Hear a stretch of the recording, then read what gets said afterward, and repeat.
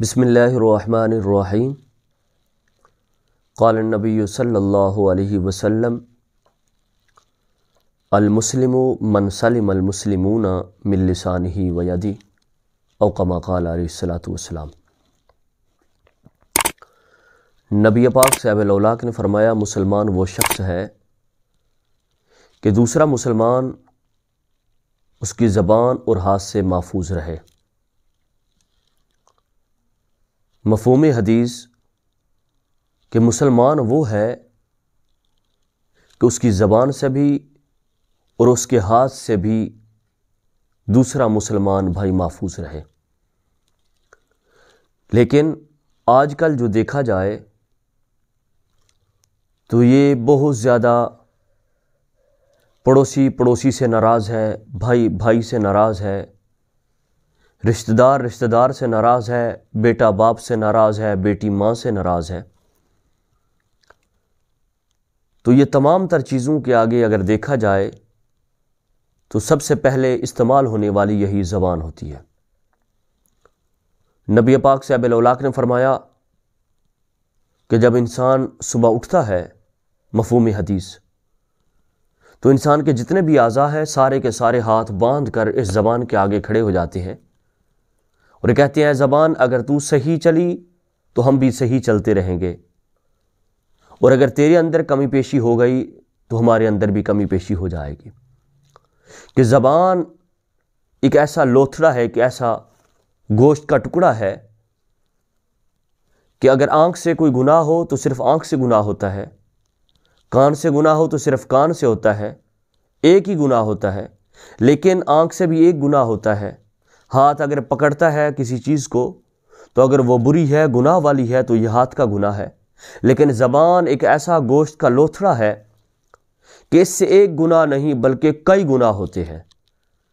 جھوٹ زبان سے بولا جاتا ہے، وعدہ خلافی زبان سے ہوتی ہے، غیبت زبان سے ہوتی ہے، چغلی زبان سے ہوتی ہے، گالی گلوچ زبان سے ہوتا ہے، اسی طرح کفری الفاظ علیہ باللہ وہ بھی زبان سے ہوتی ہے۔ حضرت علی المرتضیٰ اور کسی کے دل کو دکھانا یہ بھی زبان سے ہوتا ہے۔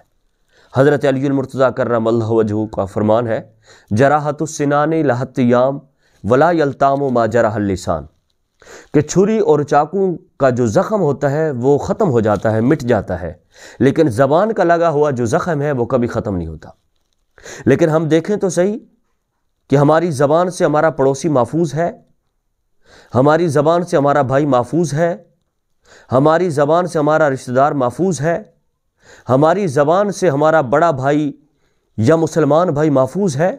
تو دیکھا جائے آج کل ہر آدمی ہی اپنی زبان سے اگر کوئی اگلا آدمی ایک بات کہتا ہے تو جب تک یہ دو چار باتیں سناتا نہیں ہے تو اس کو سکون آتا نہیں ہے، اور کہا جاتا ہے اینٹ کا جواب میں نے پتھر میں دے دیا ہے۔ او خدا کے بندے، تو اپنی زبان کو کنٹرول میں رکھ۔ نبی پاک صاحب الاولاق کا فرمان ہے، فرمایا مجھے دو چیزوں کی ضمانت دے دو میں جنت کی ضمانت دیتا ہوں۔ ایک فرمایا جو دو جبڑوں کے درمیان ہے یعنی کہ زبان ہے، اس کی ضمانت دو، اور دوسرے نمبر پہ فرمایا اپنی شرمگاہ کی جو دو رانوں کے درمیان ہے، اگر اس کی ضمانت مجھے دے دو میں تجھے جنت کی ضمانت دیتا ہوں۔ لیکن دیکھا جائے آج کل اس دونوں گناہوں کے اندر ہم مبتلا ہیں۔